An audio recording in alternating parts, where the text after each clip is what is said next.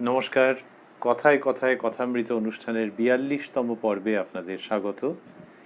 এই অনুষ্ঠানটি আপনারা দেখছেন প্রাণারাম ইউটিউব চ্যানেলে সপ্তাহে ৬ দিন, সোম থেকে শনিবার রাত্রি ৯টা থেকে ১০টায়, এবং এই একই চ্যানেলে রবিবার দিন রাত্রি ৯টা থেকে ১০টায় থাকছে শ্রীরামকৃষ্ণের একজন পার্ষদের প্রসঙ্গ। প্রাণারামের ভিডিওগুলো যথাসময়ে দেখবার জন্য যেটা করতে হয়, যে যারা কিনা এখনো পর্যন্ত ওইভাবে যুক্ত হননি তারা যুক্ত হতে পারেন। আর কোনো কমিটমেন্ট নেই, যুক্ত হতে পারেন যে যখন কোনো ভিডিও চলছে প্রাণারামের তখন সাবস্ক্রাইব বাটনটিতে ক্লিক করলেন এবং তারপরে পাশে যে বেলের আইকন ফুটে ওঠে সেই বেল আইকনে প্রেস করলেন, তাহলেই সমস্ত ভিডিওর যথাসময়ে নোটিফিকেশন আপনারা পেতে থাকবেন। শ্রী শ্রী রামকৃষ্ণ কথামৃতর মধ্যে আমরা রয়েছি। এই কথায় কথায় কথামৃত অনুষ্ঠানে রয়েছি ২৭শে অক্টোবর ১৮৮২ নৌকা বিহারে, যেখানে বস্তুত শ্রীরামকৃষ্ণ স্টিমারে ভ্রমণ করছিলেন শ্রীযুক্ত কেশবচন্দ্র সেন মহাশয়ের ব্যবস্থাপনায়। সেই অসাধারণ সুন্দর দিনটির কথা, যেখানে প্রকৃতি হাসছে আর হাসছেন শ্রীরামকৃষ্ণ, এবং হাসতে হাসতে একেবারে গভীর কথা বলছেন, যার মধ্যে প্রসন্ন হাসির কথাও আছে, আবার ঈশ্বর প্রেমে ঈশ্বর বিরহে চোখের জলের প্রসঙ্গও আছে। নানাভাবে ঘুরে ফিরে সেই অপূর্ব প্রসঙ্গগুলি আসছে। গতকাল আমরা যতটা শুনেছিলাম তাতে দেখেছিলাম যে শ্রীরামকৃষ্ণ বলছিলেন যে সংসারে থাকার কথা, এবং সংসারে থাকলে সব ত্যাগ করতে হবে কিনা, সংসারে থাকা যাবে না কিন্তু সব ত্যাগ করে ঈশ্বরের সাধনা করতে হবে কিনা, এই ধরনের প্রসঙ্গ এসেছিল। তারই মধ্যে আমরা ছিলাম, এবং যেখানটাতে আমরা গতকাল শেষ করেছিলাম মোটামুটি সেই জায়গা থেকেই, হয়তো তার একটু আগে থাকতে আমরা আজকে শুরু করব শ্রী শ্রী রামকৃষ্ণ কথামৃতকে অবলম্বন করে, যার সূচনায় কথামৃতকার শ্রীযুক্ত মহেন্দ্রনাথ গুপ্ত বা শ্রীম উদ্ধৃত করেছেন এই শ্লোকটি: তব কথামৃতম তপ্ত জীবনম কবিভিরীড়িতম কলমশাপহম শ্রবণমঙ্গলং শ্রীমদাততম ভুবি গৃণন্তি ये ভূরিদা জনাঃ। শ্রীরামকৃষ্ণকে একজন ব্রাহ্মভক্ত জিজ্ঞাসা করেছিলেন যে মহাশয়, সব ত্যাগ না করলে ঈশ্বরকে পাওয়া যাবে না? শ্রীরামকৃষ্ণ সহাস্যে বলেছিলেন, না গো, তোমাদের সব ত্যাগ করতে হবে কেন? তোমরা রসে বসে বেশ আছো, সারে মাতে তোমরা বেশ আছো। নকশ খেলা জানো? আমি বেশি কাটিয়ে জ্বলে গেছি। তোমরা খুব শেয়ানা, কেউ 10-এ আছো, কেউ 6-এ আছো, কেউ 5-এ আছো। বেশি কাটাও নাই, তাই আমার মতো জ্বলে যাও নাই। খেলা চলছে, এ তো বেশ। সকলের হাস্য। এই জায়গাটি পর্যন্ত আমরা শুনেছিলাম। আর একটুখানি আমরা জাস্ট সবে ঢুকেছিলাম তার মধ্যে। সেটা হচ্ছে যে ওই কথাটি বলার পরেই শ্রীরামকৃষ্ণ বলছেন, সত্য বলছি, তোমরা সংসার করছো, এতে দোষ নাই, তবে ঈশ্বরের দিকে মন রাখতে হবে, তা না হলে হবে না। এক হাতে কর্ম করো, আর এক হাতে ঈশ্বরকে ধরে থাকো। কর্ম শেষ হলে 2 হাতে ঈশ্বরকে ধরবে। ঠিক এইখানটা পর্যন্ত আমরা পড়েছিলাম। আর এই শেষ কথাগুলোর মধ্যে একটু থাকবো এরকম আমরা ইচ্ছা প্রকাশ করেছিলাম। সেটা কোনটা, কোন কথায়? শ্রীরামকৃষ্ণ বলছেন যে সত্য বলছি, তোমরা সংসার করছো, এতে দোষ নাই। এইটি ধর্মের দিক দিয়ে, আধ্যাত্মিকতার দিক দিয়ে, দর্শনের দিক দিয়ে তো ব্যাখ্যা হতেই পারে, নিজের নিজের মতো কেউ ভাবতেই পারেন, কিন্তু সেগুলো যেমন আছে তেমনি আবার বলার ভঙ্গি বলে তো একটা বস্তু আছে। একই কথাকে নানাভাবে বলা যায়। শ্রীরামকৃষ্ণের বলার ভঙ্গিতে বর্ণে বর্ণে ভালোবাসা ঝরে পড়ছে, বর্ণে বর্ণে এমন একটা ভাব ঝরে পড়ছে যে যেন তিনি 2 হাতে করে মানুষকে রক্ষা করতে চাইছেন, 2 হাতে করে তাকে আবৃত করে রেখে সান্ত্বনা দিতে চাইছেন, সাহস দিতে চাইছেন, অনুপ্রেরণা দিতে চাইছেন যে my son or my daughter, you are not missing anything. কিরকম? এই যে বলছেন সত্য বলছি, তা তিনি তো সত্যিই তো বলেন, কিন্তু কিরকম ভঙ্গি, যে I am not after all playing with words, যে তোমরা সংসারের মধ্যে আছো, পেরে উঠবে না, তোমাদের সে ক্ষমতা নেই, সে দম নেই বৈরাগ্যের, অতএব তোমাদের কাছে একটা বলে যাচ্ছি, এরকম নয় গো, সত্য বলছি। তো শ্রীরামকৃষ্ণ এই সত্য বলছি, আই সুয়ার, এরকম ভাবে বলার কোনো দরকার ছিল নাকি? কোনো আচার্য এরকম ভাবে বলেন সাধারণত, কিন্তু বলেন খুব আপনজন। তাহলে দুটো একটা হচ্ছে আপনজন আর একটি হচ্ছে আচার্য। এই দুটি শ্রীরামকৃষ্ণের মধ্যে একত্র সহাবস্থান করছে। তো তিনি বলছেন সত্য বলছি, বড় আন্তরিক ভঙ্গি। তারপর সত্য বলছি, তোমরা সংসার করছো, এতে দোষ নাই। এই যে দোষ নাই, দোষ শব্দটিকে তিনিই টেনে আনলেন। ব্রাহ্মভক্ত জিজ্ঞাসা করেছিলেন মহাশয়, সব ত্যাগ না করলে ঈশ্বরকে পাওয়া যাবে না? তার মানে ওই বাবা কি মা যেরকম মনের কথা বুঝতে পারেন, শ্রীরামকৃষ্ণ সেই জায়গার থেকে ধরছেন যে এইসবগুলো বলছো মানেই বুঝতে পারছি মনে মনে একটা কিরকম যেন অ্যাপোলজেটিক রয়েছে, যে সংসারের মধ্যে রয়েছে আর এখানে ঈশ্বরীয় কথা হচ্ছে। তুমি ভাবছো যে তুমি second class citizen in the empire of spirituality, ঈশ্বরীয় রাজত্বে তুমি দ্বিতীয় শ্রেণীর নাগরিক, এরকম কিছু একটা মাথার মধ্যে বোধহয় আছে বাবা, যার জন্য তুমি এই জিনিসটা বলছো। সেই জন্যে ওই শব্দটাকে শ্রীরামকৃষ্ণ নিজেই নিয়ে এলেন। সত্য বলছি, তোমরা সংসার করছো এতে দোষ নাই। তার মানে তুমি যা বলেছো তার থেকে আমি একটু বেশি করে নিয়ে গিয়ে বলছি যে এইসব ভাবছো তো উল্টোপাল্টা, কিন্তু তা নয় গো, তোমরা সংসার করছো এতে দোষ নাই। এই এতদূর যিনি বললেন, তারপরে তিনি বলছেন যে সংসারে কিরম ভাবে থাকতে হবে। এটা তো সবসময়তেই সত্যি, সবসময়তেই সত্যি যে যে যেরকম ভাবে যে অবস্থায় আছে সেই অবস্থায় যিনি এগিয়ে দিতে পারেন তাকেই তো বলা হয় যে বড় একজন কেউ। যে যে যে হয়তো ক্রিকেট খেলবে, যে ক্রিকেট খেলবে কিন্তু একটা পা সামনের দিকে এগিয়ে ফরওয়ার্ডে গিয়ে যেরকম ভাবে মারতে হবে সেটা এখনো পারেনি, তা কোচ কি তাকে বলবেন যে না তোমাকে আমি শেখাবো না, তুমি বাড়ি চলে যাও? তো বলবেন আচ্ছা এর এইটা সীমাবদ্ধতা আছে যে এক পা এগিয়ে দিয়ে যেভাবে করে স্ট্রোকটা নিতে হয় এটা পারে না, ঠিক আছে তুমি থাকো, তুমি খাটবে, তোমার হয়ে যাবে। আরেকজন হয়তো আরেকটা কিছু পারে না, যে ফুটবল খেলছে, তার দুটো পা সমানভাবে কাজ করে না, করলে ভালো হতো, তো তখন কি কোচ বলবেন যে না তোমার সঙ্গে আমার কোনো সম্পর্ক নেই? সেই রকম কিন্তু তাকে শেখাবেন যে তোমাকে এই এই ব্যায়ামগুলো করতে হবে, এই প্র্যাকটিসগুলো করতে হবে, তুমি আর দুর্দান্ত প্লেয়ার হয়ে যাবে।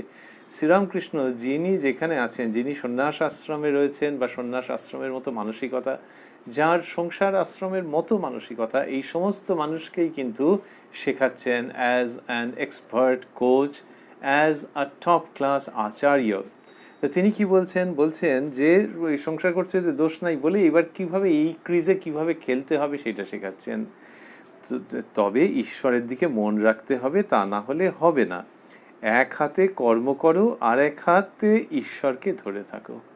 এই যে কি সুন্দর করে আনলেন, এক হাতে কর্ম করো। আমরা ফুট স্টেপসের কথা বলছিলাম যে পা গুলো কিরকম কিরকম হতে হবে, আর শ্রীরামকৃষ্ণ এখানে হ্যান্ড মুভমেন্টের কথা বলছেন একরকম, যে এক হাতে কর্ম করো আর এক হাতে ঈশ্বরকে ধরে থাকো। অপূর্ব জায়গা তিনি দিয়ে নিয়ে আসছেন তিনি, যে কাজের দিকে মন রয়েছে তো সংসারের দিকে মন রয়েছে, দায়িত্ব কর্তব্য এইসব ভাবছো, আবার ঈশ্বরের দিকেও মনটা টানছে। এক হাতে কর্ম করো আর এক হাতে ঈশ্বরকে ধরে থাকো। তার মানে কিন্তু ট্যাসিটলি হালকা করে যেটা দিয়ে দেওয়া হলো, সুন্দরভাবে প্রচ্ছন্নভাবে যেটা বলে দেওয়া হলো, সেটা হচ্ছে যে 50% মন ঈশ্বরের দিকে রাখো। তা রাখো মানে রাতারাতি হয়ে যাবে নাকি? কিন্তু এইভাবে থাকলে দেখবে সংসারে আর কোনো দোষ নেই। তো তিনি এরকম বললেন না যে 100% মন ঈশ্বরেতে এক্ষুনি না দিতে পারলে হবে না, সংসার থেকে বেরোতে না পারলে হবে না, এরকম ভাবে বললেন না। কিন্তু বলছেন যে ওই রকম ভাবে যদি মন রেখে কাজ করো তাহলে হবে। এক হাতে কর্ম করো আর এক হাতে ঈশ্বরকে ধরে থাকো। এই কথা শ্রীরামকৃষ্ণ বলছেন, and he has got every right to say that, কেননা তিনি সংসারী মানুষকে তার জায়গায় রক্ষা করে এটা বলছেন। যখন অতিমারির আক্রমণ সারা পৃথিবীতে, তখন সে কিভাবে হ্যান্ড স্যানিটাইজ করবে তার জন্য তাকে দেখানো হচ্ছে যে 20 সেকেন্ড ধরে এই ভঙ্গি, এটা এরকম ভাবে করুন, এটা এরকম ভাবে করুন, এবং তার ভিডিও হচ্ছে আর লোকে সেরকম ভাবেই করছে। কোনোদিন ভেবেছিল? কিন্তু সুস্থভাবে থাকতে গেলে তাকে সেগুলো করতে হচ্ছে। You have to do it. মানে আমি কাছে থাকলে তোমাকে জোর করতাম যে এরকম ভাবে করতে হবে, এই তো ডাক্তারবাবুরা বলছেন, প্রাজ্ঞজনেরা বলছেন যে এইভাবে করতে হবে, এখন তোমার অনেক শিখতে বাকি, কিন্তু যদি বেঁচে থাকতে চাও এইভাবে হ্যান্ড স্যানিটাইজ করো। And Sri Ramakrishna is talking about mind sanitization. তো সেখানে নিশ্চয়ই তিনি প্রক্রিয়ার কথা বলবেন। তো সেই শ্রীরামকৃষ্ণ বলছেন, যেমন একজন ডাক্তারবাবুর নাগরিকের স্বাস্থ্য ভালো থাক সেটা চেয়ে বলছেন, তেমনি শ্রীরামকৃষ্ণ মনের দিক থেকে মানুষ যাতে ভালো থাকেন।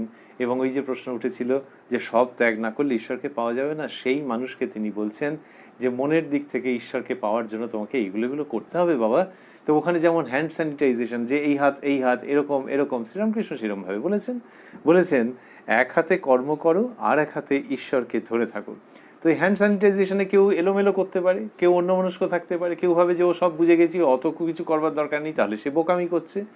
তেমনি শ্রীরামকৃষ্ণ যেটি বলছেন সেখানে তিনি পার্টিকুলার যে এইভাবে করতে হবে, ওখানটাতে ছাড়াছাড়ি নেই। এবং সেটা হচ্ছে এক হাতে কর্ম করো আর এক হাতে ঈশ্বরকে ধরে থাকো। শুধু হ্যান্ড স্যানিটাইজেশনের সঙ্গে আরেকটা মিল কোথায় আসছে, সেটা হচ্ছে যে যিনি ওরা স্যানিটাইজ করছেন হাত, তার একটা ইচ্ছে আছে সুস্থ থাকবার, শুধু মনে মনে ভাবছেন যে বাবা এগুলো করতে হবে, কিন্তু করতে করতে অভ্যেস হয়ে যাচ্ছে হয়তো। এখানেও তেমনি, যিনি জিজ্ঞাসা করছেন তার ঈশ্বরের দিকে মন রয়েছে, আর তিনি একটা অত বড় নিজের দিক থেকে আশঙ্কার কথা বলে ফেলেছিলেন একরকম, যে তাহলে সংসারের থেকে বোধহয় হবে না, সংসার ত্যাগ করতে হবে। সেই যিনি ইচ্ছুক তাকে শ্রীরামকৃষ্ণ বলছেন তো, ফলে এই স্যানিটাইজেশনটা is not after all going to be difficult, যে এতে কষ্ট কিছু নেই। এইটি শ্রীরামকৃষ্ণ শেখাচ্ছেন, এবং এটা শেখালে কি হচ্ছে যে এই অভ্যেসের মধ্যে দিয়ে যখন যাবে, এবার আমরা যদি পুরোপুরি এই স্পিরিচুয়াল স্যানিটাইজেশনের প্রসঙ্গে চলে আসি, শ্রীরামকৃষ্ণ বলছেন এক হাতে কর্ম করো, আর এক হাতে ঈশ্বরকে ধরে থাকো।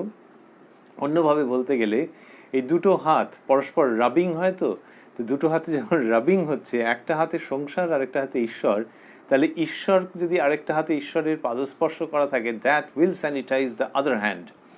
যে হাতটা সংসারের কাজে রয়েছে সেই হাতটাকে সেটা স্যানিটাইজ করবে, কোনো দোষ হবে না। শ্রীরামকৃষ্ণ একটু আগে বলেছেন তোমরা সংসার করছো, এতে দোষ নাই। তাহলে দুটো হাত যখন রাব করছে, তখন আমার কোনো অ্যালকোহলিক লিকুইড দরকার লাগছে না, অন্য কোনো রকমের সোপ সলিউশন দরকার লাগছে না, অটোমেটিক স্যানিটাইজেশন, একটা হাত আরেকটা হাতকে স্যানিটাইজ করছে।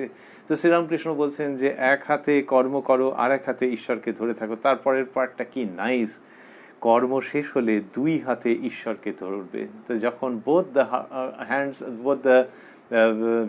হ্যান্ডস উইল বিকাম স্যানিটাইজড, তখন কি হবে যে তুমি ওই দু হাতেই ঈশ্বরকে ধরতে পারবে। এই রকম তাহলে আরেকটা যেটা সংসারের ছিল, সেটা যখন উপযুক্ত রকম স্যানিটাইজড হয়ে যাবে, তখন দেখবে এমনই ঈশ্বরের সৃষ্টি আছে যে তুমি দুই হাতে ধরতে পারবে। কর্ম শেষ হলে দুই হাতে ঈশ্বরকে ধরবে। অপূর্ব লোভ দেখাচ্ছেন, শুধু লোভ শব্দটা একটু অন্যরকম। তো শ্রীরামকৃষ্ণ নিজে বলতেন যে দেখো, ঈশ্বর কামনা কামনার মধ্যে নয়, তেমনি এই লোভ লোভের মধ্যে নয়। এই লোভ যদি কেউ দেখান, তার পাদস্পর্শ করে প্রণাম করতে ইচ্ছে করে। তো শ্রীরামকৃষ্ণ এই লোভ দেখাচ্ছেন যে এক হাতে সংসার করো, ওইটা নিয়ে তো তোমার একটু আশঙ্কা আছে যে ওটা না হলে কি হবে, আর মনের মধ্যে সেই জোর নেই, একটা হাতে করো।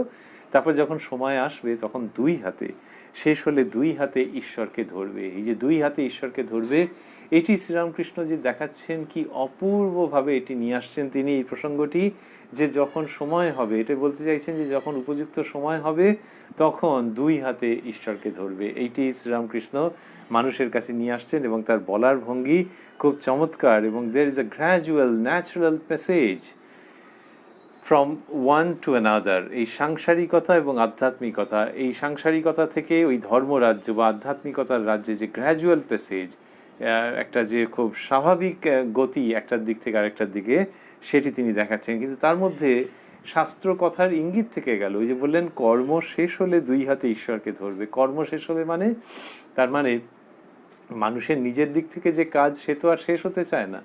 মানুষ একটা না একটা কাজের মধ্যে জড়িয়েই পড়ে। একটা কিছু হলো তো আরেকটা কাজ সে মন আরেকটা কাজকে অধিকার করে নিল, বা আরেকটা কাজ মনকে অধিকার করে নিল। তাহলে কাজ কি এমনি শেষ হবে? এই যে শ্রীরামকৃষ্ণ বলছেন কর্ম শেষ হলে, এর দুটো মানে। একটা হচ্ছে ওই যে কাজ করবার যে অভিপ্রায়, এটা এক ধরনের সংস্কার, সেই সংস্কারটা আসক্তি থেকে আসে।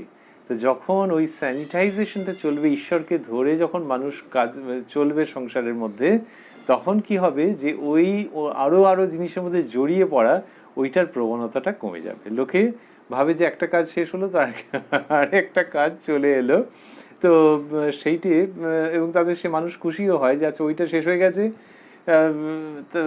তারপরে সঙ্গে সঙ্গে আরেকটা চলে এসছে। কোনো না কোনোভাবে সে খুঁজে নেয়, বা কোনো না কোনোভাবে তার চোখে সেটা পড়ে। এবং দেখা যায় যে মানুষের অত বিশাল মান্থলি ইনকাম নয়, বিশাল রকমের তার অনেকের সঙ্গে যোগাযোগ নেই, তারও কাজ 64 রকমের তার কাজ রয়েছে, এবং সে বলছে যে আমার কাজগুলোকে খাটো করে দেখবেন না আপনারা। তো সেও দেখছে, আবার যিনি কিনা রাজ্য চালাচ্ছেন, রাষ্ট্র চালাচ্ছেন, অন্যান্য সাংবিধানিক দায়িত্ব রয়েছেন, তাদেরও বিরাট কাজ। তো মানুষ ওই কাজ কোনো না কোনোভাবে খুঁজে নিচ্ছে, মন ওটা ছাড়া থাকতে চায় না। কিন্তু সেটা আসক্তির জন্য হচ্ছে। যখন ওই ঈশ্বরের দিকে মনটা যাবে, তখন আসক্তি যত ক্ষীণ হয়ে যাবে, তখন দেখা যাবে ওই কাজের মধ্যে আর নতুন করে ঝাঁপিয়ে পড়তে চাইবে না, কিন্তু সে অলসও হবে না। তাহলে এই যে কাজের মধ্যে ঝাঁপিয়ে পড়তে চাইছে না, এটা এক।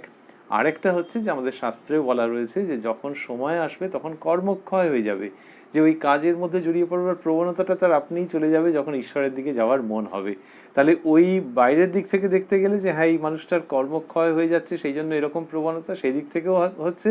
আবার ভেতরের দিক থেকে দেখতে গেলে যেই ঈশ্বরের দিকে ক্রমশ মন যাবে, যখন মনে হবে যে জুতো সেলাই থেকে চণ্ডীপাঠ সবটাই ঈশ্বরের ইচ্ছায় ঘটছে, তখন নিজের থেকে না এই সাধারণ কাজে না ওই তথাকথিত অসাধারণ কাজে কোনোটাতেই আলাদা করে তার লিপ্ত হওয়ার প্রবণতা থাকবে না, সে ঈশ্বরের যন্ত্রস্বরূপ কাজ করতে থাকবে। তো সেইটি হলো যে আর এক হাতে ঈশ্বরকে ধরে থাকো কর্ম শেষ হলে। এই কর্ম শেষ হওয়াটা একটা চমৎকার দৈব বাণীর মতো, যে কর্ম শেষ হয়।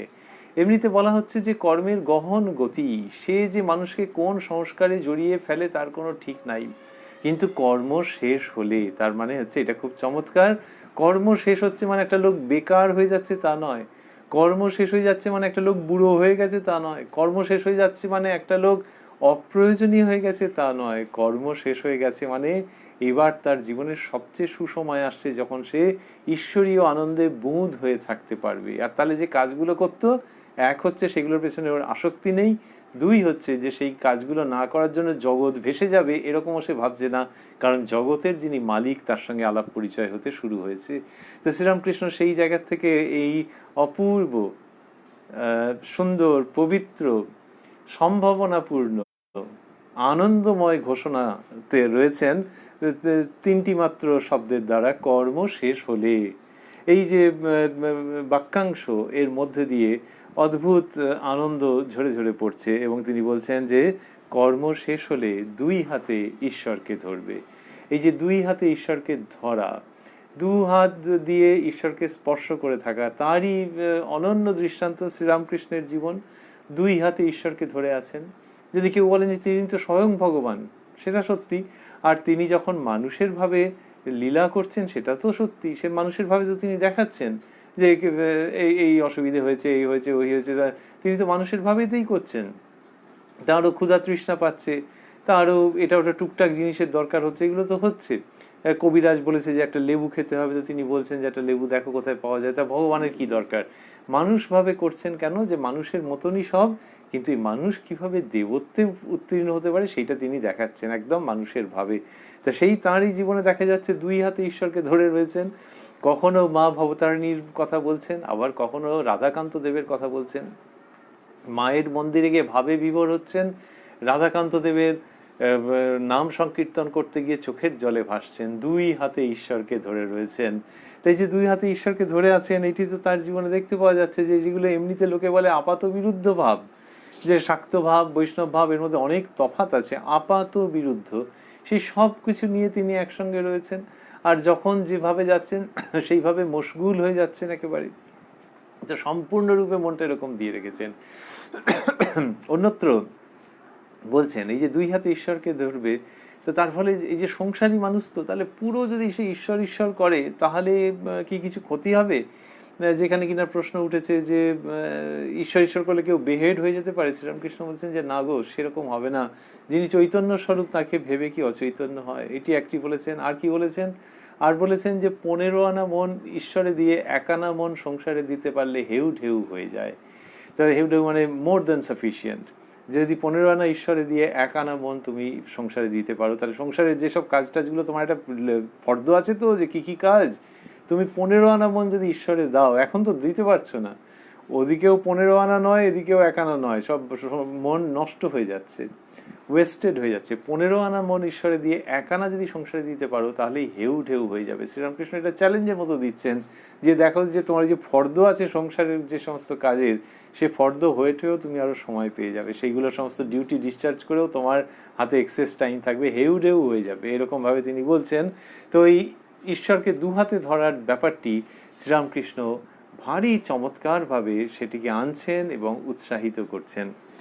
মন নিয়ে কথা, মনেতেই বদ্ধ মনেতেই মুক্ত, এটিকে শ্রীম অর্থাৎ কথামৃতকার তিনি বোল্ড অক্ষরে দিয়েছেন। মনেতেই বদ্ধ মনেতেই মুক্ত, শ্রীরামকৃষ্ণের খুব বিখ্যাত উচ্চারণগুলির মধ্যে এটি একটি, যে মনেতেই বদ্ধ মনেতেই মুক্ত, therein lies a revolution। এই কথাগুলো যখন বলছেন তখন অসাধারণ জিনিস বলছেন। এর দুটো দিক রয়েছে। একটা হচ্ছে যে কেউ যদি মনেতে মুক্ত হয়ে যায়, তাহলে তার বাইরের পোশাকের উপর কিছু ডিপেন্ড করছে না। বা ওই যে যেহেতু প্রশ্ন উঠেছিল যে সব ত্যাগ না করলে ঈশ্বরকে পাওয়া যাবে না, তাতে এতটা ডিটেলে যাচ্ছেন শ্রীরামকৃষ্ণ, এটা নিয়ে বলতে খুব ভালোবাসছেন বোঝা যাচ্ছে। অন্যভাবে বলতে গেলে যে তার মর্তে আগমনের অন্যতম উদ্দেশ্যই হচ্ছে এই রকম জায়গা যে সংসার আশ্রমকেও অন্য আলোয় গ্লোরিফাই করা, তাকে আহত করা নয়, তাকে বিপর্যস্ত করা নয়, তাকে কার্টেইল করা নয়, তাকে কার্ভ করা নয়, তাকে দমিয়ে রাখা নয়, কিন্তু তাকে ঈশ্বরীয় আনন্দে ভরপুর করে দেওয়া। তো সেই শ্রীরামকৃষ্ণ এতটা ডিটেইলে যাচ্ছেন এবং সেইখানেই বললেন, সেই সূত্রে খুব জরুরি কথা, খুব গুরুত্বপূর্ণ বাক্য এনে নিয়ে এলেন, বললেন মনেতেই বদ্ধ মনেতেই মুক্ত। তো তার মানে মনেতে তুমি যেরকম থাকবে সেইটার ওপরেই, ওই সংসার ত্যাগ করার কথা আমি জোর করে চাপিয়ে দিচ্ছি না। ইন আদার ওয়ার্ডস, ওই বাইরের যে dress attire, that doesn't matter. তো বাইরের ড্রেসে যদি কারো সুবিধে হলো তো সুবিধে হলো, it's a matter of convenience, যে কারো সংস্কারে ওইটি যদি সুবিধে হলো, কিন্তু যদি ওটা না হয়ে থাকে তাহলে সব রুদ্ধ হয়ে গেল, এরকম নয়। বা একটা নির্দিষ্ট প্রক্রিয়ার মধ্যে দিয়ে পর্যন্ত যেন তিনি নিয়ে যেতে চাইছেন না। তিনি বলছেন যে মনেতেই মুক্ত, somehow if you can get it done then it's done. সেটা কি? মনেতেই মুক্ত মনেতেই বদ্ধ। তাহলে মনের দিক থেকে যদি তুমি মুক্ত হয়ে যাও তাহলে আর অন্য কোনো অবলম্বনের প্রশ্নই উঠছে না। এই কথা বলছেন রামকৃষ্ণ পরমহংস। তো এই একটি দিক। আরেকটি দিক হচ্ছে যে যিনি কোনো একটা ফর্মাল ব্যবস্থার মধ্যে রয়েছেন তার ক্ষেত্রেও এই কথাগুলি কীরকম ভাবে খাটছে, যে যিনি একটি আশ্রমের মধ্যে রয়েছেন, যিনি আনুষ্ঠানিকভাবে ত্যাগের জীবনের মধ্যে রয়েছেন, তাঁরও জীবনের পরিপূর্ণতার ক্ষেত্রে এই কথাগুলো একই রকমভাবে গুরুত্বপূর্ণ। যে মনেতে মুক্ত, তো তার মানে এই নয় যে মুক্ত নও, তাকে খাটো করার জন্য বলা হচ্ছে না, কিন্তু ওই যে ইয়ার্ডস্টিক, ওই যে মাপকাঠি, সেটা একই। যে মনেতে মুক্ত, তো এই এত রকম করে তোমার সহায়ক হয়েছে এটা আমি বুঝতে পারছি, কিন্তু এই ভুলটা করো না যে ওই অনুষ্ঠানগুলোর মধ্যে দিয়ে সব কিছু হয়ে গেল, তুমি মনেতেই মুক্ত। তো যদি ভাবা যায় যে ব্রাহ্মণের ছেলে তার পৈতে হয়েছে কিনা, এখন পৈতে হয়েছে কিনা অনেক সময় ভাবা হয় যে হ্যাঁ পৈতে হয়েছে মানে ঠিক ঠিক ব্রাহ্মণ, আর এই ব্রাহ্মণের ছেলে পৈতেই হয়নি, এই কি অনাচারী রে বাবা। যদি ভাবা যায় যে পৈতে হয়েছে, তাহলে শ্রীরামকৃষ্ণ যে নবযুগ ধর্ম আনছেন, তাহলে কি ওইটাই যথেষ্ট? Be all and end all? Never. যে তার পৈতে হয়েছে মানে সে ব্রাহ্মণ হয়ে গেল, বাহ। তা পৈতে হয়েছে, তার কি করবার ছিল, যে নিয়মগুলো ছিল সেগুলো সব পারে তো সে, যে মন্ত্র জপ করবার আছে সেগুলো মুখস্থ আছে তো, আর যদি মুখস্থ থাকে তাহলে মানেটা সহজ বাংলায় বুঝিয়ে বলতে পারবে তো, তাই করণীয়গুলো আছে তো। তাই পৈতে হয়েছে, উপনয়ন হয়েছে, সেটা খুব ভালো কথা, যে ওটার মধ্যে দিয়ে মনের একটা ট্রেনিং হয়, ইত্যাদি ইত্যাদি, মন সংযত হয় এবং সেটা লেখাপড়াতেও কাজে লাগে, সব ভালো কথা। কিন্তু শুধু পৈতে হয়েছে বলেই সে একটা সে একটা ওপরের দিকের ক্লাস অফ সিটিজেন এরকম বলা যাবে না। ওটার ফলে যে সমস্ত অধিকারগুলো তার এসছে সেইগুলোকে সে প্রয়োগ করছে কিনা, যে মন্ত্র জপ করবার তার অধিকার এসছে তোমরাই বলছো, সেই মন্ত্র সত্যিই জপ করে তো, তার অর্থ হৃদয়ঙ্গম হয়েছে কি, এই প্রশ্ন তো শ্রীরামকৃষ্ণ রাখবেনই। যে পদ্ধতিগুলো, ব্যবস্থাগুলোর মধ্যে দিয়ে যা প্রাপ্ত হওয়ার সেইগুলো প্রাপ্ত হয়েছে কিনা। তা না হলে হচ্ছে কি, যে একটা বিরাট বড় কলেজে একজন ভর্তি হলো এবং ফেল করে বেরোলো, তাহলে সেই রকম জায়গা যেন না হয়, শ্রীরামকৃষ্ণ সেইভাবে আনছেন। এবং সেইখানে ওই বড় ইয়ার্ডস্টিকটাকে নিয়ে আসছেন, যে মনেতেই বদ্ধ মনেতেই মুক্ত। খুব অপূর্ব কথা, কিন্তু খুব আন্তরিকভাবে আনছেন। এবং there is no mixing of words, there is no playing with words, যে একরকম বলছেন আরেকরকম মানে হচ্ছে, বা এর মধ্যে একটা তির্যক কিছু ইঙ্গিত আছে, তির্যক একটা শাসন আছে, ওরকম নয়, তির্যক ভাবে নয়, প্রচ্ছন্ন ভাবে দিচ্ছেন, কিন্তু সোজা রাস্তায় দিচ্ছেন, যেখান থেকে যে যতটা পারবে তোমরা তোমার মতো আহরণ করে নাও। তা বললেন যে মন নিয়ে কথা, মনেতেই বদ্ধ মনেতেই মুক্ত, মন যে রঙে ছোপাবে সেই রঙে ছুপবে, যেমন ধোপা ঘরের কাপড়। তা বলছেন, এবারে মজা করছেন, হাসাচ্ছেন একটু, কিন্তু পয়েন্টটা খুব চমৎকার। বলছেন যে মনকে ওই ধোপা ঘরের কাপড় ছোপানোর যে পদ্ধতি আগেকার ছিল, এখন খুব অল্পই ব্যবহার করা হয়, যে ওই রঙের মধ্যে সোকড হয়ে যাচ্ছে যখন পুরো, তখন কাপড়টা সেই রঙে হচ্ছে। তার আগে ধুয়ে টুয়ে নিয়ে সেই কাপড় রঙটাকে, আগের রঙটাকে রিমুভ করে এবারে বলুন আপনি কি রঙে ছোপাবেন, এইরকম যে জায়গা, মন সেই অবস্থাতে আছে। বলছেন যেমন মন যে রঙে ছোপাবে সেই রঙে ছুপবে, যেমন ধোপা ঘরের কাপড়। লালে ছোপাও লাল, নীলে ছোপাও নীল, সবুজ রঙে ছোপাও সবুজ, যে রঙে ছোপাও সেই রঙেই ছুপবে। তো এইরকম বলছেন যে মনটাকে যে রকম রঙে ছোপাবে সেরকমই হয়ে যাবে। তো বলে সব উদাহরণ দিলেন যে যেরকম রঙেতে রাখবে, তা সেই জন্য কোন রঙের মধ্যে মনকে রাখছো সেটা সম্পর্কে সতর্ক হতে হবে বলে উদাহরণ দিচ্ছেন। আর সে মজার উদাহরণ বলছেন, দেখো না, যদি একটু ইংরেজি পড়ো তো অমনি মুখে ইংরেজি কথা এসে পড়ে, ফুটপাট ইট মিট। যে একটু ইংরেজি পড়লে এরকম হয়ে পড়ে, তার মানে মনটাকে ওইদিকে দেওয়া হয়েছে বলে এই সংস্কার। হেভি মজার ব্যাপার। ওই যেই বলেছেন ফুটপাট ইট মিট, সকলের হাস্য, সব এসে পেয়েছে যে ইংরেজি বলা মানে এইটা হচ্ছে তার সাউন্ড, যে ওইটা রিপ্রেজেন্টেটিভ সাউন্ড হচ্ছে এইটা, সবাই হেসে ফেলেছেন। তার মানে হচ্ছে যে মজার ব্যাপার, একটুখানি ইংরেজি পড়েছে কি এরকম ঝাড়ছে, তো তার মানে কি ইংরেজি পড়া খারাপ? তা নয়।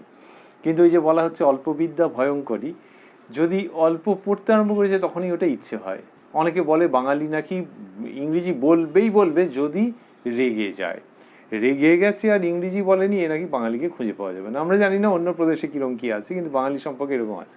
তো বলছেন যে যদি একটু ইংরেজি পড়ে তখন সে ওইটা বলবে, তার মানে হচ্ছে যে তার একটা তখন সে সুযোগ খুঁজবে যে কী করে ওরকমভাবে বলা যায়।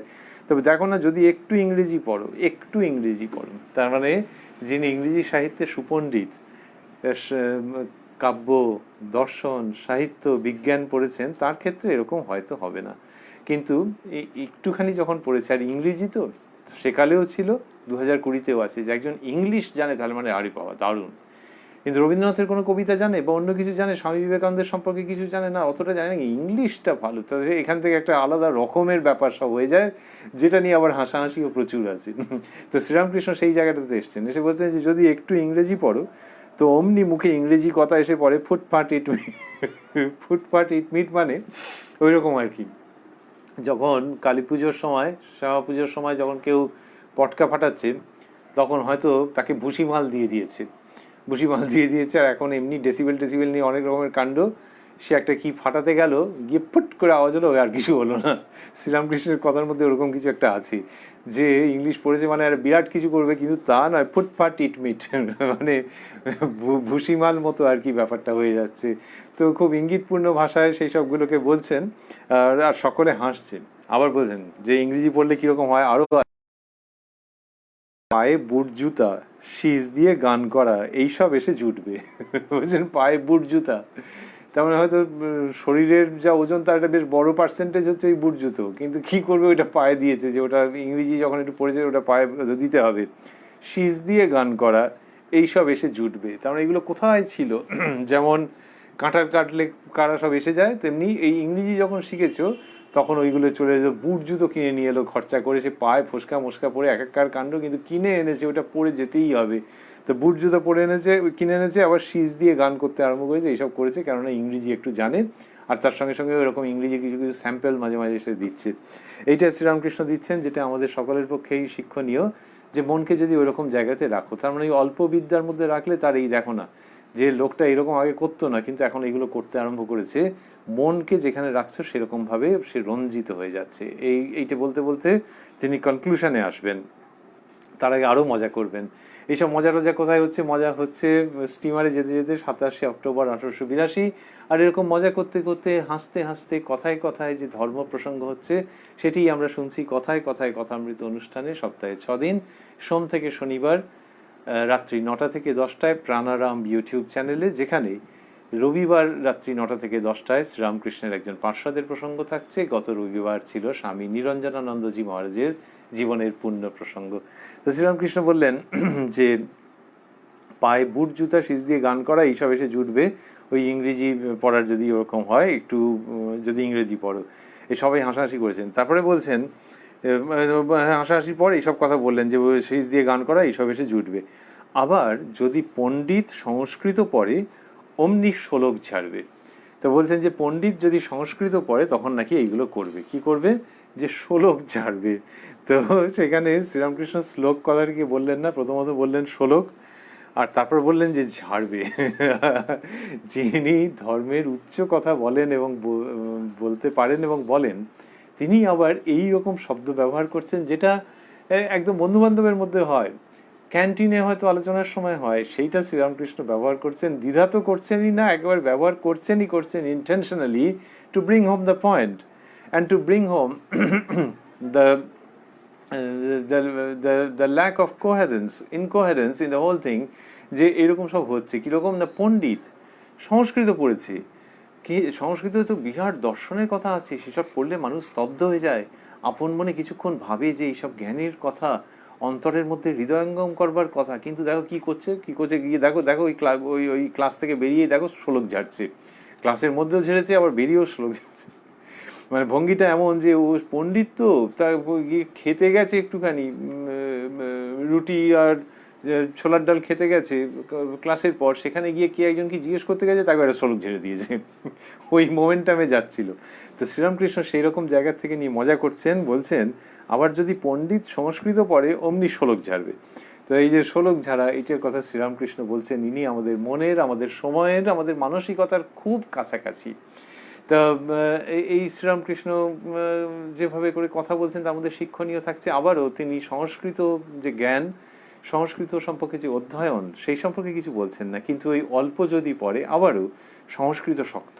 আগে গেছে কত সময় যে লোকে ফেল করে গেছে, ইংলিশে ফেল, সংস্কৃতে ফেল, শক্ত তো একটুখানি যেই শিখেছে ব্যাস ওই যে কটা শ্লোক শেখা হয়েছে তার সদ্ব্যবহার করতে হবে তার মাথার মধ্যে আছে, সুতরাং সে উঠতে খেতে বসতে নাইতে সবসময় সে শ্লোক ঝাড়ছে। তো শ্রীরামকৃষ্ণটা বলছেন যে ওই রকম যদি একটা অগভীর চর্চার মধ্যে মনকে রাখো, তাহলে দেখো কি বিষ ফল প্রয়োগ করে, একটা হাস্যকর ব্যাপার হয়ে যায়। মনকে যদি কুসঙ্গে রাখো তো সেই রকম কথাবার্তা চিন্তা হয়ে যাবে। তার মানে ওগুলোকে কুসঙ্গ বললেন না, কিন্তু ওই সঙ্গর জন্য এই ধরনের জিনিস করছে, এটা লোকটা আগে করতো না। তাহলে সঙ্গটা কিরকম ভাবে সঙ্গে সঙ্গে মানুষকে প্রভাবিত করে, সেইখান থেকে আনছেন ওই উপমা, ওখানে মেলাচ্ছেন, মিলিয়ে বলছেন মনকে যদি কুসঙ্গে রাখো তো সেই রকম কথাবার্তা চিন্তা হয়ে যাবে। কুসঙ্গে রাখলে সেরকম কথাবার্তা চিন্তা হয়ে যাবে। এগুলো কোথা থেকে এলো? ওই যে প্রশ্ন হয়েছিল যে মহাশয় সব ত্যাগ না করলে ঈশ্বরকে পাওয়া যাবে না, তো সেইখানে হচ্ছে যে মনকে কিরকম সঙ্গে রাখবে। তাহলে আবারও আমরা ভাবছি এটি সংসার আশ্রমী যিনি, তিনি তার পক্ষে যেমন খাটে, যিনি সংসার ত্যাগ করেছেন তার জন্যও খাটে, কারণ শ্রীরামকৃষ্ণ বলছেন মনেতেই সব কিছু। সুতরাং মনটা কোন দিকে আছে সেটা দেখতে হবে। মন যদি অসৎসঙ্গে থাকে তাহলে পোশাক আশ্রম কিছুই বাঁচাতে পারবে না। শ্রীরামকৃষ্ণ এই জায়গাটাতে মানুষকে নিয়ে আসছেন, শিক্ষা দিচ্ছেন, কিন্তু মরমী বন্ধুর মতো, যে তোমাকে বনের মধ্যে রেখে পালিয়ে গেলাম তা নয়, বনের মধ্যে দিয়ে যেতে হবে, ধর্মের পথ খুব কঠিন কিন্তু আমি সঙ্গে আছি। শ্রীরামকৃষ্ণের সেই ভঙ্গি। তো তিনি বলছেন যে মনকে যদি কুসঙ্গে রাখো তো সেই রকম কথাবার্তা চিন্তা হয়ে যাবে। এই বনের স্বরূপকে উন্মোচন করলেন, তারপরে বলছেন যদি ভক্তের সঙ্গে রাখো ঈশ্বর চিন্তা হরিকথা এইসব হবে। এই তো হচ্ছে আমি আছি আমি আছি আমি আছি।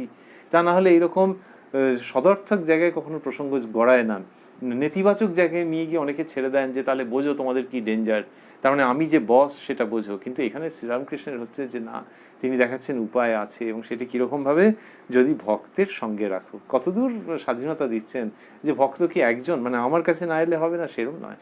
তো ভক্ত মানুষ যিনি আছেন, যিনি যার মন প্রাণ ঈশ্বরে রয়েছে, যিনি ঈশ্বরীয় প্রসঙ্গের মধ্যেই থাকছেন, সেই রকম ভক্ত যিনি ঈশ্বরকে নিয়েই আনন্দে আছেন, বলছেন যদি ভক্তের সঙ্গে রাখো ঈশ্বর চিন্তা হরিকথা এইসব হবে। তাহলে মনকে ওরকম জায়গায় রাখো, গুড অ্যাসোসিয়েশনে রাখো। কে তোমায় বারণ করেছে? তাহলে সংসারে থাকতে গেলে ওই যে বললেন যে এক হাত সংসারে আর এক হাত ঈশ্বরে, আরেক হাত দিয়ে ঈশ্বরকে ধরে থাকবে, এইটারই ডিটেলের মধ্যে এসে এটা বলছেন যে ভক্তের সঙ্গে থাকো। ভক্তের সঙ্গে থাকলে দেখবে ঈশ্বর চিন্তা হরিকথা এইসব হবে। So it is so nice যে তুমি যদি নিজে না পেরে ওঠো, জপের আসনে যদি বেশিক্ষণ মন না বসে, তাহলে পাশাপাশি এইসবগুলো হচ্ছে পথ। কিরকম পথ? না ভক্তের সঙ্গ করো। তুমি নিজে হয়তো আসনে বসে ওরকম পারলে না ঈশ্বর চিন্তার মধ্যে অনেকক্ষণ রাখতে, কিছুক্ষণ বাদে মনে হলো যে হাঁটু ব্যথা করছে, আর আসলে কি মনটা নেই, তখন উঠে বললে যে আর হলো না। এটা যদি নাও পারো তাহলে ভক্তের সঙ্গে তো রাখতে পারবে। ভক্তের সঙ্গে টেলিফোনে কিছুক্ষণ কথা বললে, ভক্তের সঙ্গে তার সঙ্গে কিছুক্ষণ রইলে, তার সময় মতো তার কথা মাঝে মাঝে ভাবলে, তিনি কি বই পড়তে বলছেন সেই বই একটু পড়লে, সেটি গিয়ে আবার তার সঙ্গে একটু আলোচনা করলে। ভক্তের সঙ্গে তোমায় থাকতে কে বারণ করেছে? তার জন্য কত ট্যাক্স দিতে হবে তোমাকে? তাহলে কিন্তু যদি ভক্তের সঙ্গে থাকো তাহলে দেখবে যে যখন তুমি তার সঙ্গে নেই তখন কি হবে? ঈশ্বর চিন্তা হরিকথা এইসব হবে।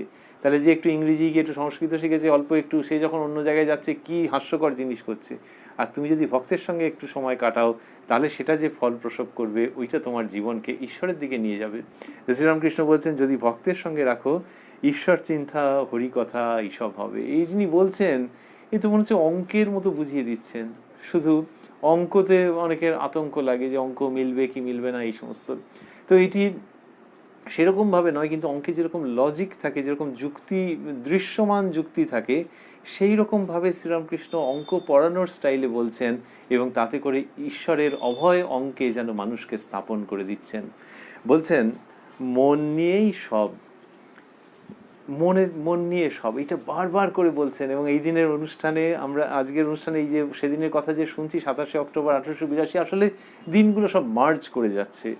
কোথায় 27 অক্টোবর 1882 আর কোথায় জুন মাসের একটা তারিখ 2020, আর ক্যালেন্ডার কিছু আলাদা করে থাকছে না, সমস্ত দিন মার্জ করে যাচ্ছে। মাস্টারমশাইয়ের এমন বর্ণনার গুণ, শ্রীরামকৃষ্ণের এমন আশীর্বাদ ঝরে ঝরে পড়ছে এই গ্রন্থের উপরে, যে দ্য ডেজ আর মার্জিং, যে কে বলবে এটা 2020 জুন মাস, এ তো 1882 27 অক্টোবর। এইরকম ভাবে শ্রীরামকৃষ্ণ নিয়ে আসছেন মানুষের কাছে, এবং সেই তিনি মশগুল হয়ে মনের কথা বলছেন। এবং শুধু মনের কথা বলছেন মানে সেখানে দুরকম, একটা হচ্ছে যে মনের যে সম্ভাবনাপূর্ণ অবস্থা সেইটার কথা বলছেন, এবং সেটা মানুষের মনের কথা, মন এটা শুনতেও চাইছে, তো সেইটার মধ্যে অনেকক্ষণ ধরে রয়েছেন এবং পরতে পরতে নতুন নতুন সত্যকে উন্মোচন করে দেখাচ্ছেন। এখানে বললেন মন নিয়েই সব, এক পাশে পরিবার, এক পাশে সন্তান, একজনকে একভাবে,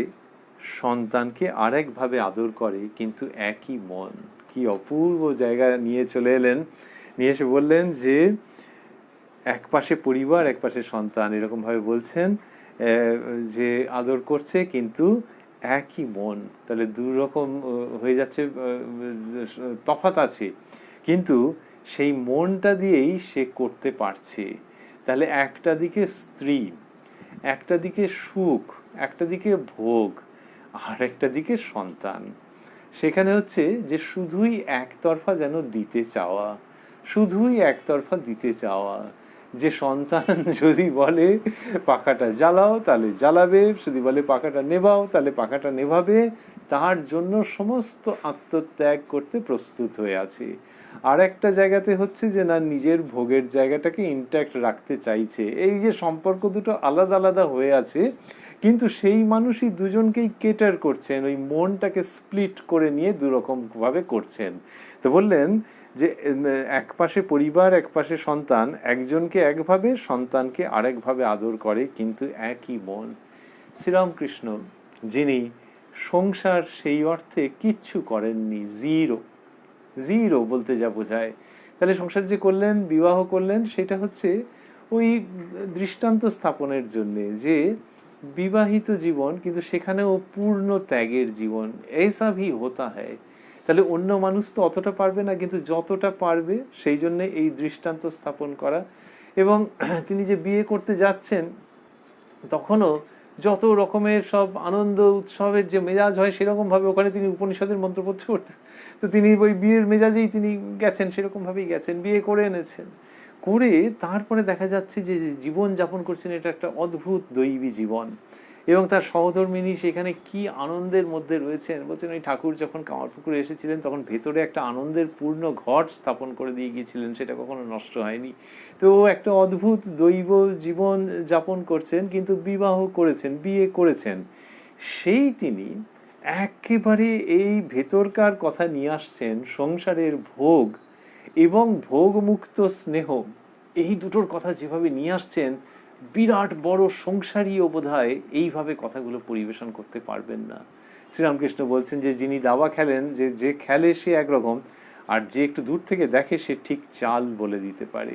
সংসারের হালচাল শ্রীরামকৃষ্ণ বলে দিচ্ছেন অপূর্বভাবে, এবং বলছেন যে মনকে এইভাবে স্প্লিট করে একটা মানুষ রয়েছে, দুজনকে দুরকম ভাবে সে আদর করছে। তো বললেন যে কিন্তু একই মন, সুতরাং এই যে মনকে স্প্লিট করা যায় সেই রকম। তাহলে ইঙ্গিতটা কোথায়? ইঙ্গিতটা হচ্ছে যে তোমার যে মন, এই মনটা এখনো পর্যন্ত যেরকম বিষয়াসক্ত রয়েছে, এই মনকেই তুমি স্প্লিট করে নিতে পারবে। এই যে মনটাকে স্প্লিট করে নিতে পারা যায়, তার জন্যই ওই বউকে আদর করা, সন্তানকে আদর করা এই প্রসঙ্গে নিয়ে এলেন। যে ওটা যখন কেউ করতে পারছে এবং ওর মধ্যে একটা এক্সপার্টাইজ আছে, দুজনকে দুরকম ভাবে করছে, ওই যে এক্সপার্টাইজ আছে, কিন্তু সেই লোকটাই ওটা করতে পারছে, সেই রকম ভাবেই যে তুমি এতদিন সংসারকে আদর করেছো, সেই তুমি মনটাকে একটু স্প্লিট করে নিয়ে ঈশ্বরের পাদপদ্মে নিবেদনও করতে পারবে। This splitting is possible. অত্যন্ত সহমর্মিতার জায়গা থেকে এটা বলা, যে ভেবো না যে একটা বয়স হয়ে গেছে আর সংসারের ভোগাসক্তির মধ্যে রয়েছো আর খুব দোষী তুমি, খুব পাপী তুমি, এইসব পাপি টাপি কথাবার্তা এগুলো বলো না। কারণ ওই মনকে স্প্লিট করে নেওয়া যায়। কম্পিউটারের হার্ড ডিস্ককে যেমন স্প্লিট করা যায়, এক একটা দিয়ে এক এক রকমের কাজ হতে পারে, এবং মানুষ যখন করেন তখন একদিকে এক ধরনের ফাইল রাখে, আরেকদিকে আরেক ধরনের ফাইল রাখে, ডিরেক্টরিগুলো আলাদা রাখে, এসব নানা রকম রাখে। সেরকমভাবে মনটাকে স্প্লিট করে নেওয়া যায়। সুতরাং বয়স যাই হয়ে থাকুক, আর কেউ যদি তোমায় বলেও থাকে যে তোমার জীবনে অনেক পাপ আছে, ভোগ আছে, আসক্তি আছে, হলো, কিন্তু ওইটাকেই তুমি এখন স্প্লিট করে নিতে পারবে, নিয়ে ওখান থেকে একটা সত্তাকে তুমি বের করে নিয়ে আসতে পারবে। ওই ছেলেকে আদর যে বোঝাচ্ছিলাম না, ওই রকমভাবেই ঈশ্বরকে ভক্তি করতে পারবে। Splitting of the mind is very much possible my friend. এবং সেইটি করে তুমি ঈশ্বরের দিকে দিয়ে শুরু করো না, ওই যেরকম একটু আগে শেখালাম যে এক হাতে ঈশ্বরকে ধরো। শ্রীরামকৃষ্ণ ওই জন্যে আমরা ভাবছিলাম যে এত লজিক্যালি জিনিসগুলো আনছেন, এবং সেখানে যে এক্সাম্পলগুলো, উদাহরণগুলো আনছেন, সেগুলো আনথট অফ, যে কি এরকমভাবে ভাবা যায় নাকি কখনো যে বউকে এবং ছেলেকে জাদু করছে, এই সমস্ত প্রসঙ্গ নিয়ে আসছেন, নিয়ে এসে এর মধ্যে থেকে সম্ভাবনার সিংহ দুয়ার খুলে দিচ্ছেন, যে it's never never too late my friend, never never too late. কেননা জন্মান্তর তো আছে। তা কে বলেছে যে কোনো একটা জন্মে একেবারে ভূমিষ্ঠ হয়েই সেখান থেকে সে ঔপনিষদিক ভাবনায় ভাবিত হবে? একটা না একটা সময় তো শুরু হয়। তো সেই সময়টা কখন, কি করে বলবে যে সেটা স্কুল লাইফে হবে না কলেজ লাইফে হবে না কখন হবে, কি করে বলবে? যে মুহূর্তে মনের মধ্যে এই শুভ প্রেরণা হবে তখনই ওটা হবে। কারণ জানবে মন এমন জিনিস যাকে স্প্লিট করে নেওয়া যায়। যে ঘাঁটা জিনিসের মধ্যে রয়েছে সেইখান থেকে একটা অংশকে স্প্লিট করে ফুলের মতো পবিত্র করে তুলে দেবতার পায়ে সমর্পণ করা যায়। Why don't you get started from right now? Sri Ramakrishna সেই জায়গাতে নিয়ে আসছেন, এবং তার জন্য ওই উপমাকে ব্যবহার করতে তিনি দ্বিধা করছেন না, বরং ওই উপমাকে মোস্ট অ্যাপ্ট অ্যান্ড পারফেক্ট জায়গায় ডেলিভার করে দিচ্ছেন। শ্রীরামকৃষ্ণ ব্রাহ্ম ভক্তদের প্রতি মনেতেই বদ্ধ মনেতেই মুক্ত আবারও বলছেন। ব্রাহ্ম ভক্তদের জেনারেলভাবে অ্যাড্রেস করছেন, সাধারণভাবে সকলকে বলছেন, মনেতেই বদ্ধ মনেতেই মুক্ত।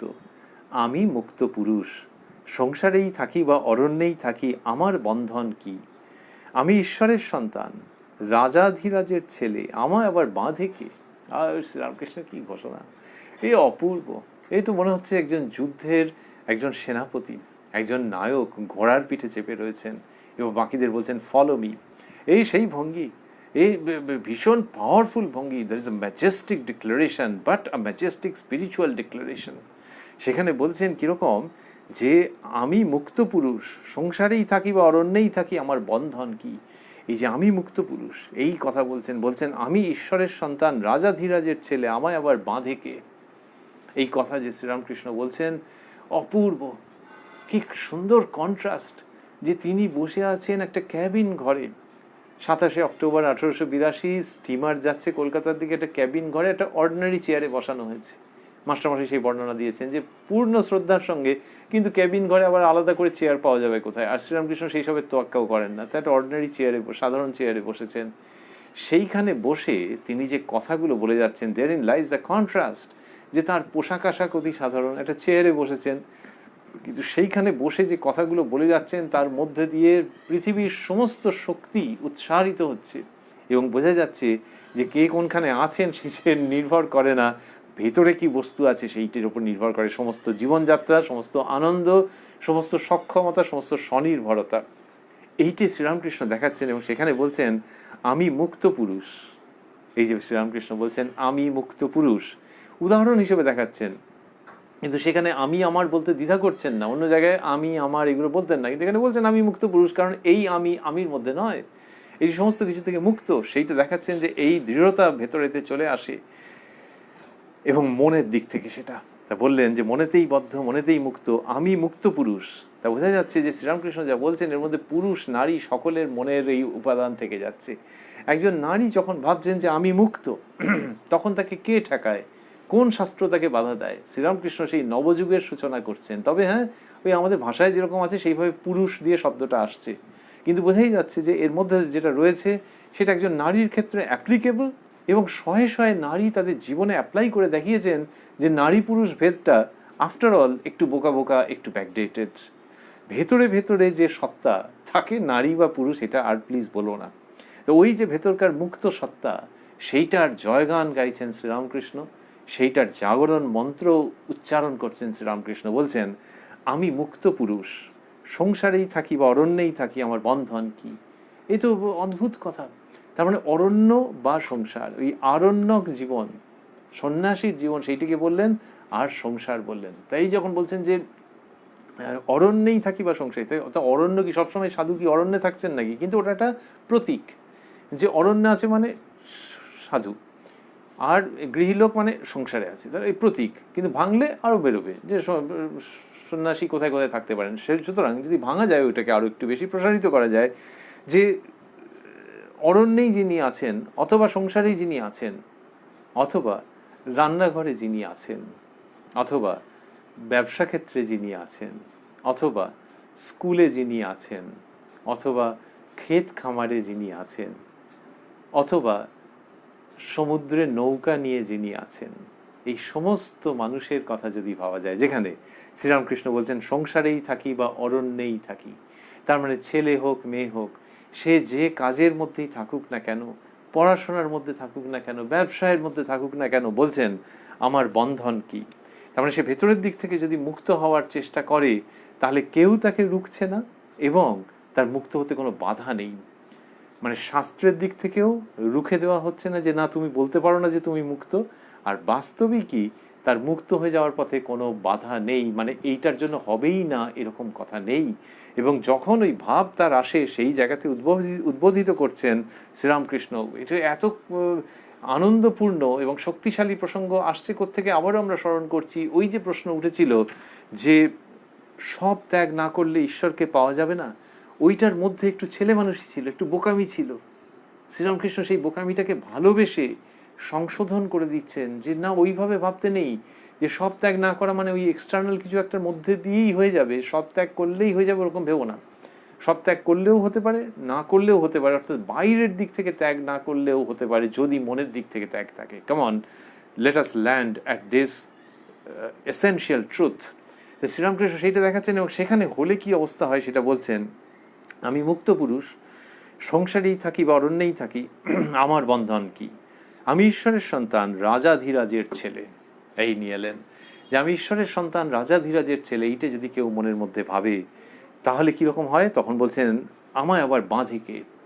আমি ঈশ্বরের সন্তান, রাজাধিরাজের ছেলে, তাহলে এই মনের দিক থেকে যে বন্ধন, তাহলে মানুষ যখন ভাবছে যে তার যে মন, সেই মন কখনো খুব খুশি হয়, আবার কখনো দুঃখী হয়ে যায়, এই কথাতে কারোর আপত্তি থাকবে না যে হ্যাঁ হ্যাঁ হ্যাঁ নিজেদের প্রত্যেকের মন সম্বন্ধে এটা সত্যি। কিন্তু এর মধ্যে বিস্ময়কর ব্যাপার আছে যে আচ্ছা আপনি মানছেন যে আপনার মন কখনো সুখী হয় কখনো দুঃখী হয়, বলে হ্যাঁ এটাতে আর মানামানির কি হয়, মানবো তো বটেই, না মানার কি আছে। বুঝছে, তাহলেই বুঝুন যে ওই যে কিনা সুখী হয় আর যে দুঃখী হয়, এইটা যে বলতে পারছে সে তাহলে ওর সঙ্গে একেবারে যে জুড়ে মুড়ে গেছে তা নয়। বলে না, তা ঠিক নয়। তার মানে হচ্ছে যে আপনার একটা সত্তা আছে যেটা মনের ওপরে, সেই সত্তাটাই বলছে যে ওই মন নামক লোকটা কখনো সুখে নাচে, কখনো দুঃখে অবসন্ন হয়ে শুয়ে পড়ে। তাহলে যে বলছে সে তো মনের অতিরিক্ত, মনের বাইরে, মনের উপরে, তা নাহলে আর এটা বলছে কি করে। সুতরাং যখন এই ভাবটা আসছে যে মনকে দেখা যায়, যে মন অবসন্ন হয়ে গেছে, মন দুঃখী হয়ে গেছে, যে মুহূর্তে তুমি বাইরে গিয়ে দেখতে পারবে তাকে, সেই মুহূর্তে তোমার জয়যাত্রার সূচনা হবে। যখন তুমি সাক্ষী রূপে, উইটনেস হিসেবে পুরো দেখতে পারবে যে মনের মধ্যে দুঃখ, মনের মধ্যে আনন্দ, তখন দুটো জিনিস হবে।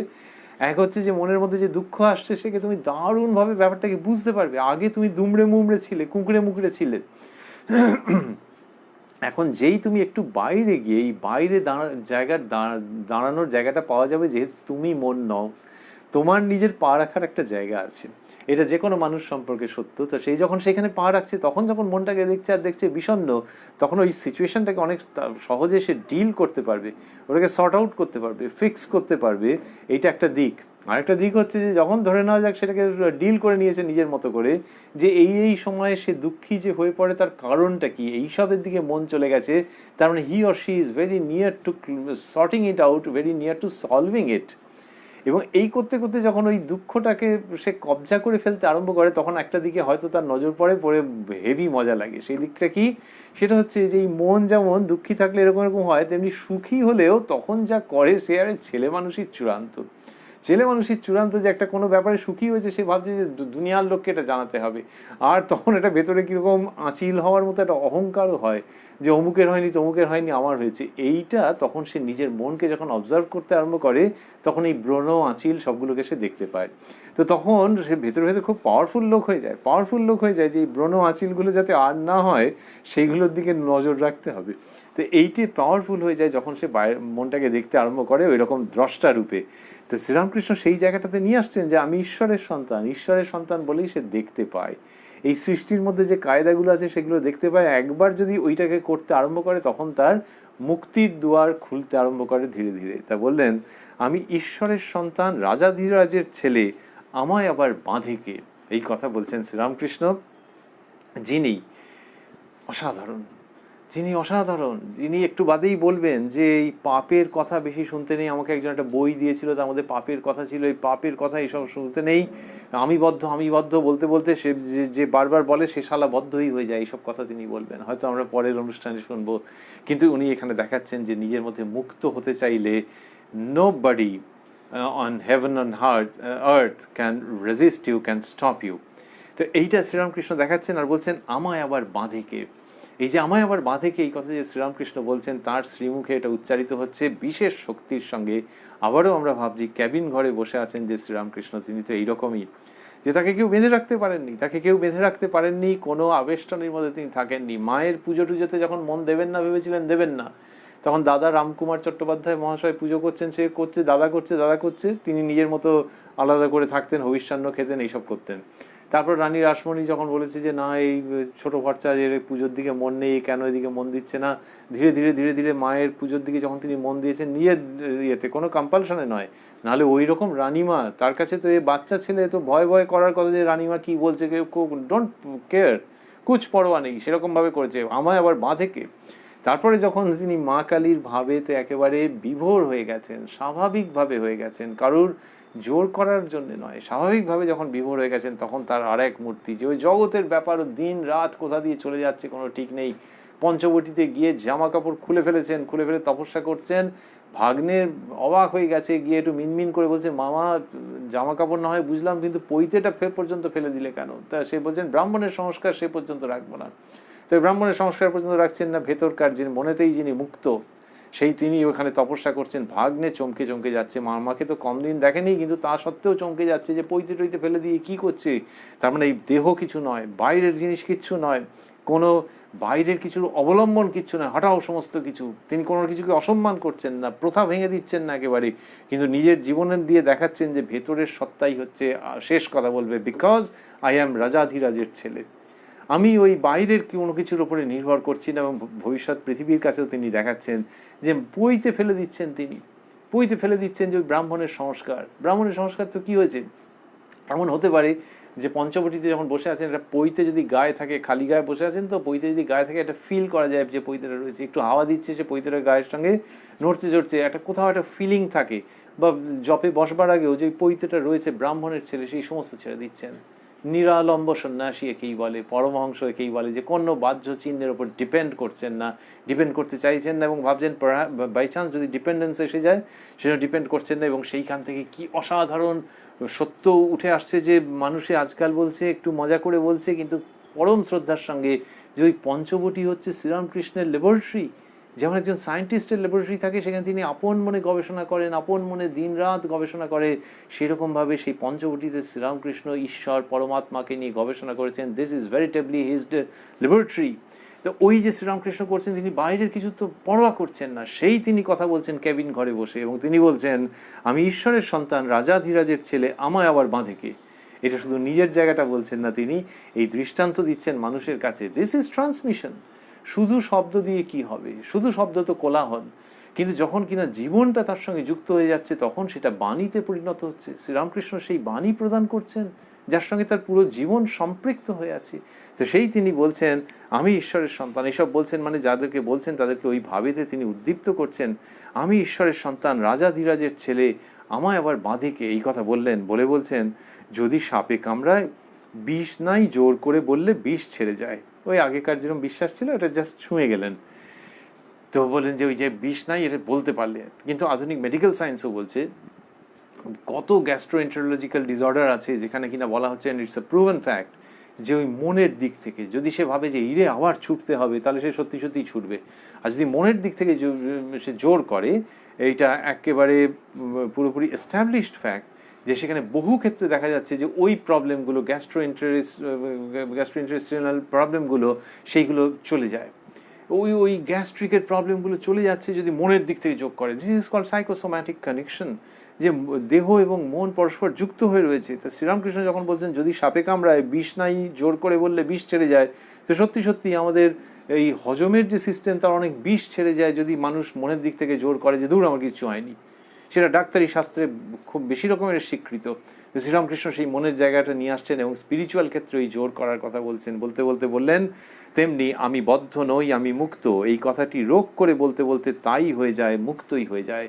বলছেন যে আমি বদ্ধ নই, আমি মুক্ত, এইটা বলতে বলতে সেই রকমই ভাবটা হয়ে যায় এবং মুক্ত হয়ে যায়। আমরা রয়েছি উদ্বোধন কার্যালয়ে প্রকাশিত যে শ্রী শ্রী রামকৃষ্ণ কথামৃত, তার 88 পৃষ্ঠায়, এবং অন্যান্য প্রকাশনার গ্রন্থেও ওই জায়গাটিকে সহজেই খুঁজে পাওয়া যাবে। যখন কেউ 27 অক্টোবর 1882 প্রসঙ্গের মধ্যে আসবেন, যেদিন শ্রীরামকৃষ্ণ নৌকা বিহার করছিলেন মাস্টারমশাইয়ের বর্ণনা অনুযায়ী, বা তিনি স্টিমারের করে তিনি যাচ্ছিলেন কেশবচন্দ্র সেনের ব্যবস্থাপনায়, সেই দিনের প্রসঙ্গের মধ্যে রয়েছি।